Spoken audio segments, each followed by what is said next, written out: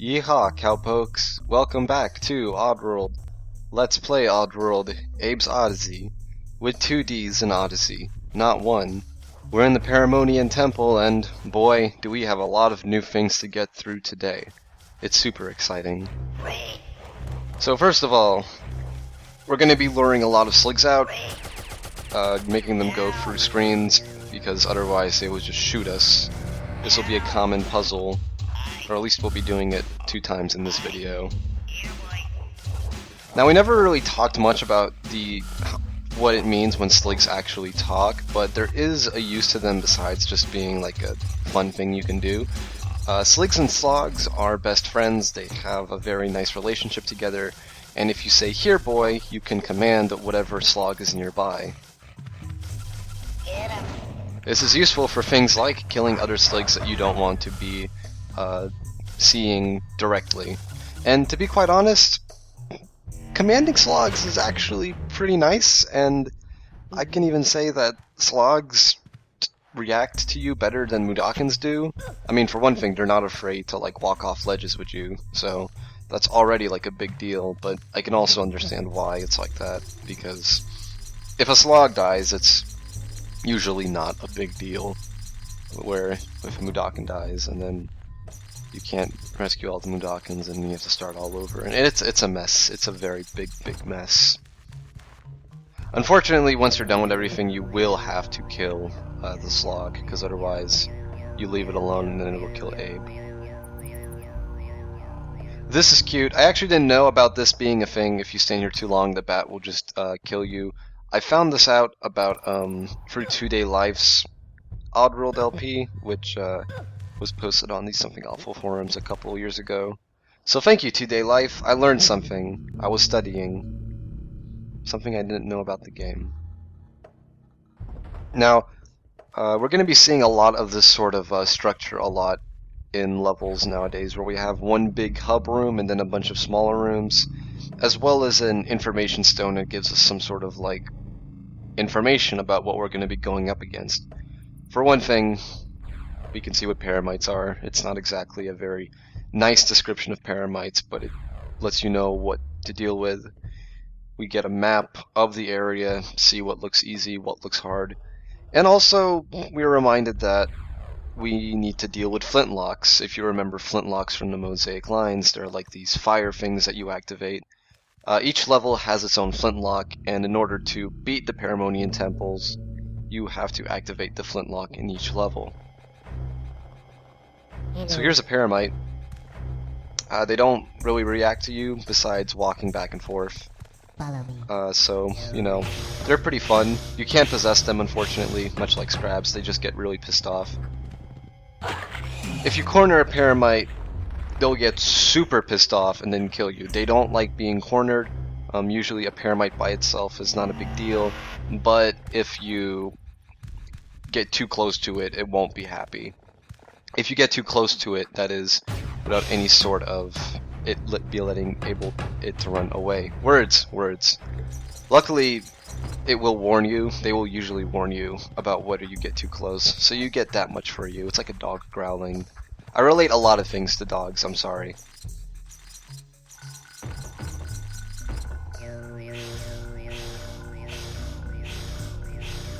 So we need to blow up these bombs, and as you see, there's a flintlock right there.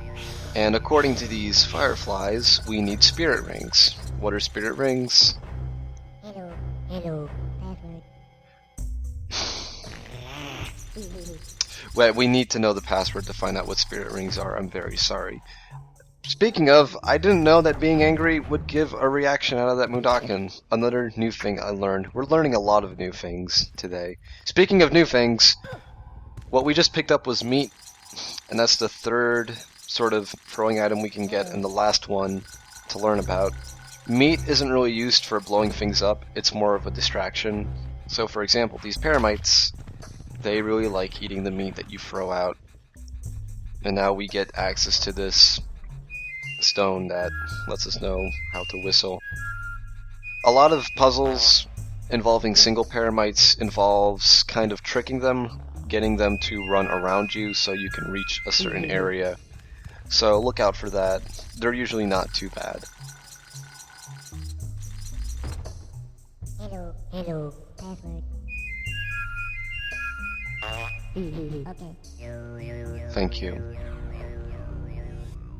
One annoying thing about spirit rings, which, by the way, is that red thing we have right now, is that you use them once and, you know, things explode, but you can't use them again, and anytime you want to get a new spirit ring, you have to recite the password. It's pretty irritating. Abe's Exodus, you don't really have to do that after you give the password once. The game's like, okay, you're cool. Or I don't even think they make you like give any sort of passwords in Abe's Exodus. They just give them to you, which is much better.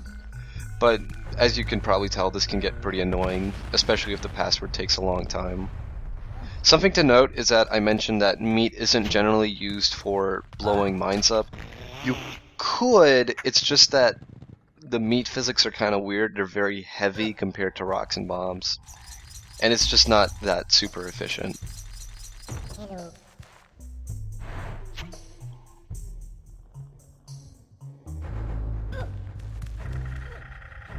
Now that's tricky.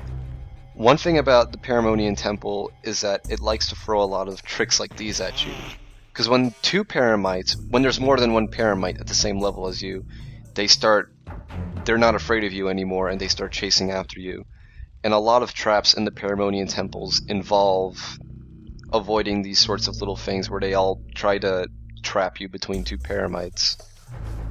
There is a discussion in the thread about whether the Paramonian Temple or the Scrabanian Temple was harder. And I said the Scrabanian Temple because while the Paramonian Temple might be kind of tough your first time through, if you know where all the traps are, it's generally not that bad because you're not going to be killed. It's very easy to avoid them. Whereas in the Scrabanian Temple, things are a lot more unpredictable, considering Scrabs are a lot more aggressive, I guess is the best way to put it. Anyway, there was another puzzle where we had to lure out a Slig, and we're about to go to one of the two rooms in the Paramonian Temple that I really, really don't like. So this is cool. This is a PlayStation thing. This is a 3D thing that you can see them swinging back and forth. It's a neat effect, and as you can expect, you have to time these jumps to get through them. The problem is, in the PC version of the game, the hitboxes on these spiked balls are seriously broken. So you could be standing next to these spiked balls like I am right now in the PC version, and the spiked balls would still hit you. Obviously, it doesn't happen here, and in a way I'm kind of disappointed because I really wanted to show that off, but now it's just an easy jumping puzzle. That's simple, all you gotta do is time it. And they didn't even try to like separate the flintlocks and the passwords. It's just like, fuck it, we're just gonna put them at the end of the room here. Not really creative, and sometimes makes you think why even bother having locked doors in the first place. So yeah, this room scares the shit out of me, even when I know that these balls aren't busted in the PlayStation version. If you can just tell by how I'm playing, I'm super careful about how to go through. And I mean, beyond that, sometimes it could just be tricky of judging whether these 3D things are in the same panel as you, how lenient the game is about it. And then there's the bat, which is just terrorizing you the entire time. If you haven't noticed by now, there are a lot of bats in the temples, and in the Paramonian Temple specifically, and you really need to watch out for them.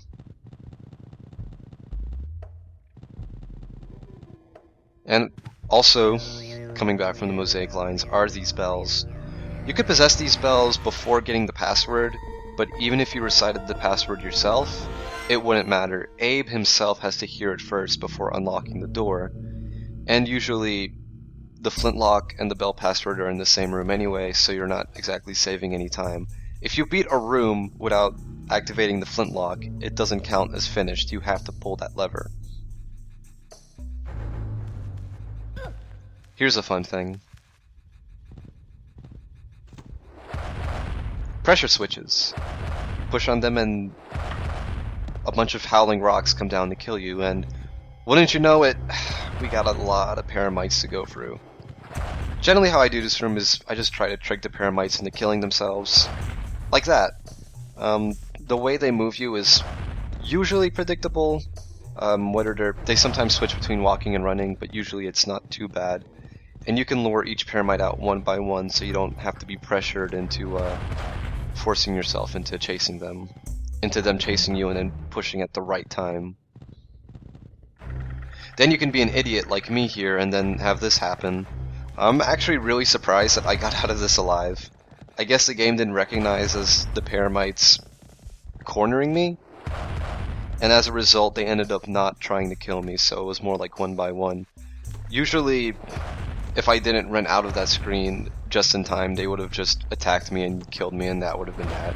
I got lucky this time around. And with that, the best thing to do, I mean, we killed all the paramites, and I'm sorry if you find paramites cute, which I know some people do. We're going to be killing them a lot, because otherwise they're just going to get in our way. Some people might feel bad about it because they're not trying to kill you initially, but really, they're just luring you into a trap. I mean, that's what they're doing. Don't kid yourself. They're giant spiders. There's a bunch of webs around. They're giant, creepy, gross reptile spider things. They hiss at you. I don't even think it's weird that spiders hiss. The main danger in this room really is just killing yourself. If you run through a pressure plate too long, and then a lot like how the paramites die, you would die too under the crushing force of a rock.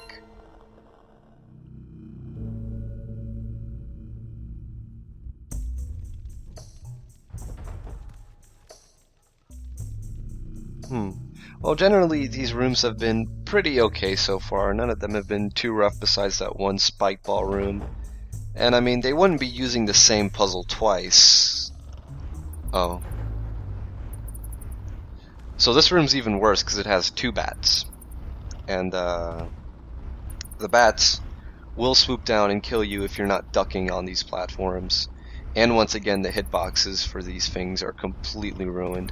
I really don't like these rooms. I mean, they're easily the most unpredictable part of the Paramonian temples, and they just make me super stressed out.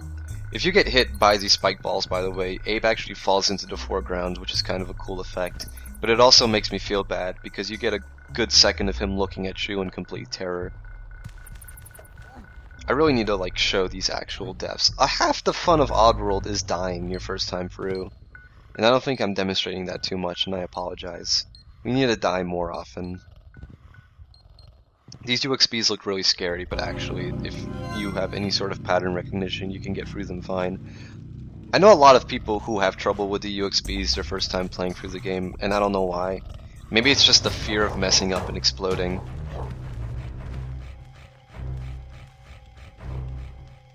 Why I oughta. Fun fact, even though I'm pretty sure you don't have to do it here, in this game, I think that if you throw meat at a slog, you will also distract the slog. It's definitely a thing in Abe's Exodus, so maybe it applies to here, I don't know. I don't recall any sort of puzzle in this game where you have to throw meat at a slog to distract it. I could be totally wrong though. So the Paramonian temples in general, I like them a lot, just because I like how they look. If you look at the background, you can see that it's a really big, like, tree, and you see a lot of things jutting out and things like that, and it's kind of like a cone. And I feel like a lot of the rooms are just kind of going in one big circle, and it's kind of a neat effect to see. Once again, just like in Paramonia, if you pay attention to the background, you could see some connecting things, although not really any rooms that you will actually see in the future in the foreground, mainly because everything's covered by webs. Oh, there are bees this way. Well, I guess we can't. I mean, maybe you can run through the bees, like, because it looks like there's like a timing between them, but it's really not worth the effort. You should just kind of... We'll save that room for later, and we still got meat, so we don't need to get any meat. We can't even knock those bees down, so they're especially powerful. They don't have any sort of hive we can fuck with. Oh, so there's an example of a paramite that leads you into a trap. Pretty simple, you know, they'll lead you and then they get things, and then... Those paramites did not go for the meat, which surprised me. I mean, they got killed by the Indiana Jones boulder, but yeah, I don't know what happened there either, Abe. They completely ignored the meat and just went after me. So that might be the first time in this LP where we saw the Alive engine actually mess up. Fun time. And finally, after like what, 3 videos, we get a new secret area.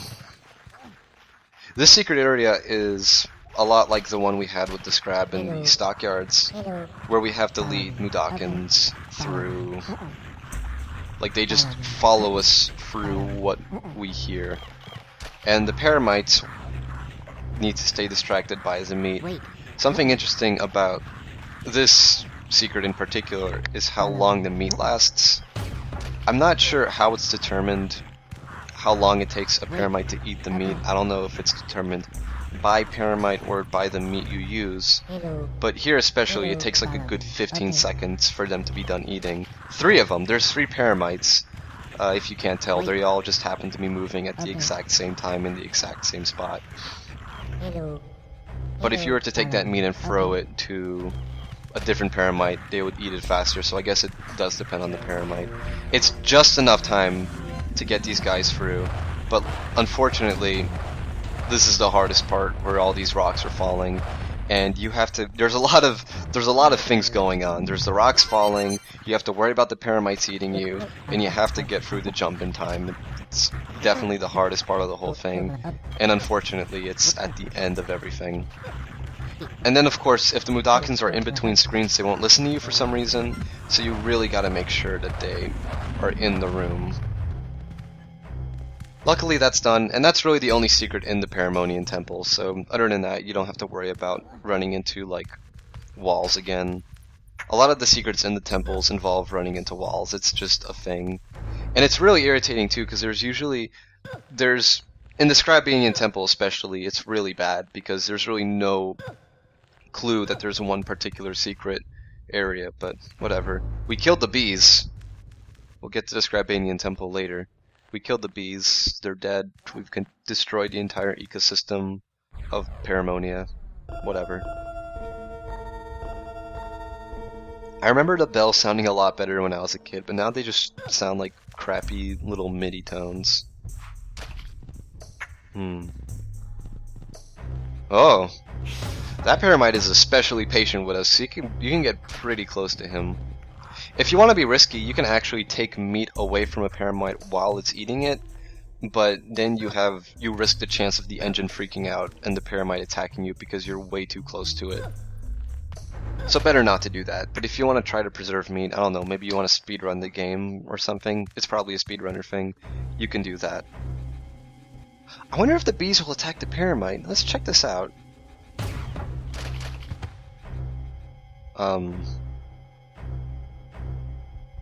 Well, I guess the game crashed right when all that happened. Maybe too much was going on. I don't know. It's great that the fucked up thing that happened in the PlayStation version of the game isn't even a cool thing. It's just the game crashing. I'm so happy that happened. That's so good. This is a great game. Wonderfully made. This never happened in the PC version. Okay. Let's try that again. Oh dear. So we got a very neat little thing going on. We could just be feeding the Paramite, giving him food there, and that'll be that. But wouldn't it be way more fun to see what would happen if the bees attacked the Paramite? Would the Paramite just scratch them off like Ellum does?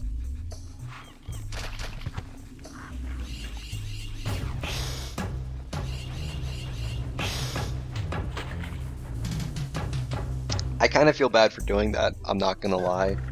But if we didn't do that, then this guy would have cornered us, and that would have been a bad scene. So, you know, fun little environmental interaction, I like that sort of stuff. You could probably completely miss it too, because, I mean, the meat lasts just long enough that both of them could probably eat it, and you can run in and pull the lever, but that's boring, that's really boring. And we don't want to be boring. And with that, this whole thing is basically almost done. We have one last puzzle in this room to solve. Let's see, do I have any meat? I think I do. Let's see. There's clearly a rock hanging over the shadow, and I don't trust this paramite enough to lead me to safety, so let's just fucking kill him. You know what? I don't trust that guy either. We could just throw the meat and let him go on the other side, but I mean, better safe than sorry. Abe's a dick. I don't know if we've established this, but Abe is kind of a dick. These are sacred animals, and they're almost extinct, and we're killing a lot of them. We are severely... We may be doing worse than what Rupture Farms is. It must be a Rupture Farms thing. You just can't trust them. We got one more room left, and then we'll be done with the Paramonian Temple forever. And then no more Paramites. I'm sorry. If you liked enjoying the Paramites, take in what you can, because we're not going to be seeing any of them after this wonderful video. So I like this level a lot, because out of all of the temple rooms, this one feels the most temple-y, for a very specific reason. Well, that guy doesn't want anything to do with us. One thing to note is that Paramites will not jump through gaps. They can jump, they can definitely do it, but they just never would. So if there's a gap separating you and a Paramite, you're more or less safe. Okay. This is why I really like this room in particular. Save the best for last.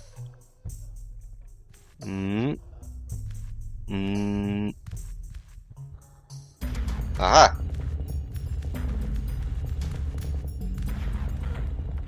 It even bounces. That's so neat. I think it's possible that it won't hit the Paramite, but I mean, it's still so cool. I imagine a lot of first-time people will get tricked by that. I bet when I played this the first time, I got tricked by it, but it's been so long that I can't accurately tell you. So maybe it's a dick move, but it kind of seems like an obvious trap in hindsight. So, I mean, you gotta be observant. You gotta know your surroundings, because Oddworld is against you. As long as you know about that boulder, this is actually a pretty easy room, because the flintlock doesn't take much to go through, and in order to pull the flintlock, you're gonna be hearing the melody in the way. Again, I don't know why they bothered with the bells, because they don't really seem to add much to the experience of the temples.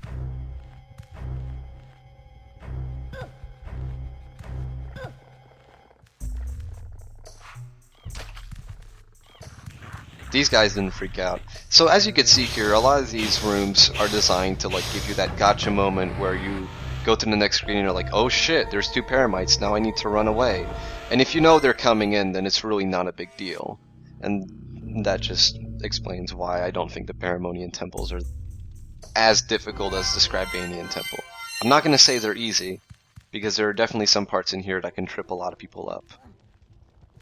Now that we've finished all the rooms, we're going to be going into the Paramonian Temple trial.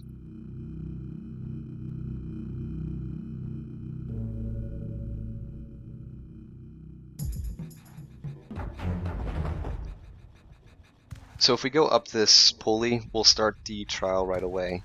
But the game is kind enough to let us get a little preview of what we're about to go through.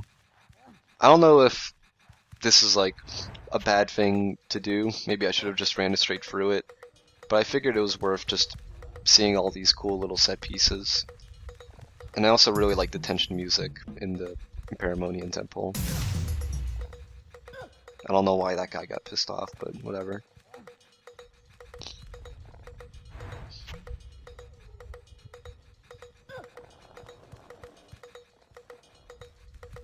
The Scrabanian Temple does this too.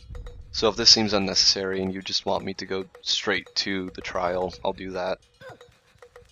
Because, I'll be totally honest with you, no matter how long you observe these rooms, you do have no idea what's actually going to happen, and more than likely you're going to be dying your first time through.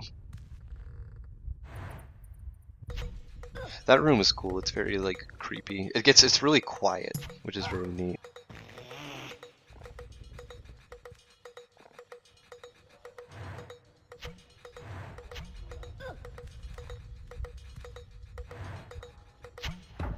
Alright, let's give this a shot.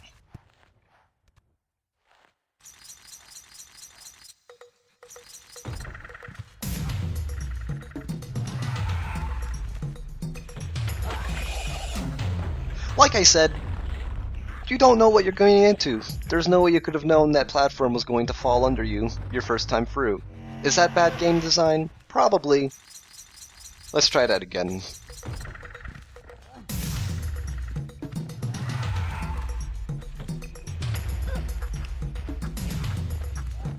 There are going to be some quiet spots like this where you'll be safe, but there's not a lot of them.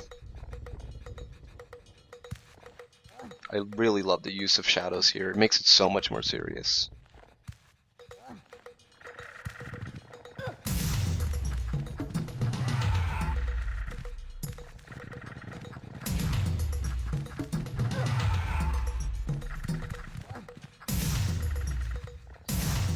And that's it. I make that look a lot easier than it actually is. Most people have to go through it several times before finishing it. All we got left is these two guys, and let me tell you, they eat through meat super fast. So you want to hustle. And that's it. That's the Paramonian Trials. Once we get through this bird portal, there will be a cutscene, and then that'll be the end of the video. Thanks for watching, hope you enjoyed it. Appreciate this super cool set piece. You can fall off here, so don't do that. Bye.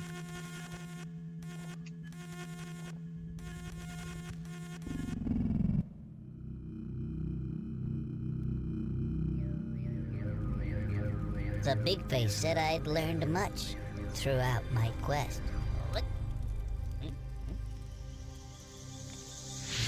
This hand scar would help me, for more dangers await. I would need its full power to complete my fate.